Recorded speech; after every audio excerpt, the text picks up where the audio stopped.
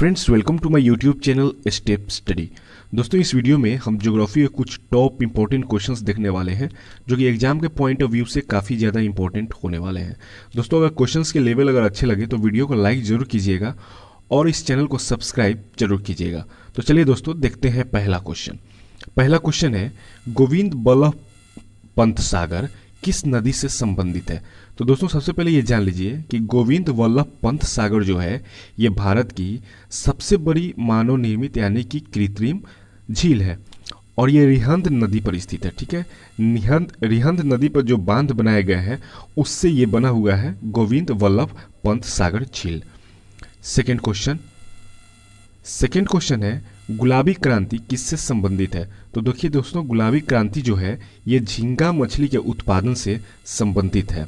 ठीक है, झींगा मछली के उत्पादन से गुलाबी क्रांति संबंधित है। इसमें आप देख रहे होंगे मांस उत्पादन, तो जो लाल क्रांति है वो मांस उत्पादन से संबंधित है और टमाटर के उत्पादन से भी लाल क्रांति ही संबंधित है।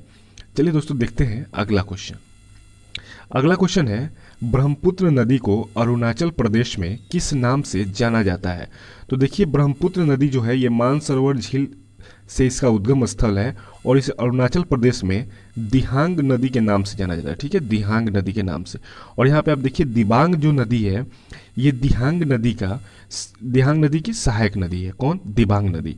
और यहाँ पे आप जमुना देख रहे हैं, तो जमुना जो है ये बांग्लादेश में ब्रह्मपुत्र नदी को जमुना के नाम से जाना जाता है और गंगा को बांग्लादेश में पद्मा नदी के नाम से भी जाना जाता है। और बांग्लादेश में जो है ये जमुना नदी यानी कि ब्रह्मपुत्र नदी बांग्लादेश में गंगा की सहायक नदी बन जाती है। ठीक है, तो अरुणाचल प्रदेश में दिहांग नदी के नाम से जाना जाता है ब्रह्मपुत्र नदी को और बांग्लादेश में जमुना के नाम से जाना जाता है और दिबांग नदी जो है इसकी सहायक नदी है। चलिए देखते हैं अगला क्वेश्चन। अगला क्वेश्चन है, IR-20 किस फसल की एक किस्म है? तो देखिए, IR-20 जो है ये चावल का एक किस्म है और भारत में सबसे ज़्यादा पैदावार जो होती है, जिस चावल की किस्म की पैदावार होती है वो IR-20 ही है। ठीक है, चलिए देखते हैं अगला क्वेश्चन। अगला क्वेश्चन है, बादामी क्रांति किससे संबंधित है? तो देखिए दोस्तों, बादामी क्रांति जो है ये मसाला के उत्पादन से संबंधित है। ठीक है, मसाले के उत्पादन से संबंधित है बादामी क्रांति। अगला क्वेश्चन देख लेते हैं, किन दो शहरों के बीच पहली राजधानी एक्सप्रेस चली थी? तो देखिए दोस्तों, ये दिल्ली और हावड़ा के बीच, ठीक है, दिल्ली और हावड़ा इन दो शहरों के बीच पहली राजधानी एक्सप्रेस चली थी। और ये कब चली थी? तो 1 मार्च 1969 को जो है दिल्ली और हावड़ा के बीच राजधानी एक्सप्रेस चली थी पहली बार। अगला क्वेश्चन देखिए, हवा में पौधों को उगाने की पद्धति को क्या कहा जाता है? तो हवा में पौधों को उगाने की पद्धति को एरोपोनिक कहा जाता है। और जो हाइड्रोपोनिक्स जो है ये जल में पौधों को उगाने की पद्धति है जिसे मृदा रहित कृषि भी कहते हैं। हाइड्रोपोनिक्स को यानी कि पानी में पौधे जब उगाए जाते हैं, तो एरोपोनिक जो है ये हवा में पौधे उगाए जाते हैं। यहाँ पे आप देख सकते हैं सेरीकल्चर, तो रेशम कीट का जो उत्पादन है उसे हम सेरीकल्चर कहते हैं और हॉर्टिकल्चर जो है ये बागवानी से संबंधित है। चलिए दोस्तों, देखते हैं अगला क्वेश्चन। अगला क्वेश्चन है, किस झील पर तुलबुल परियोजना स्थित है?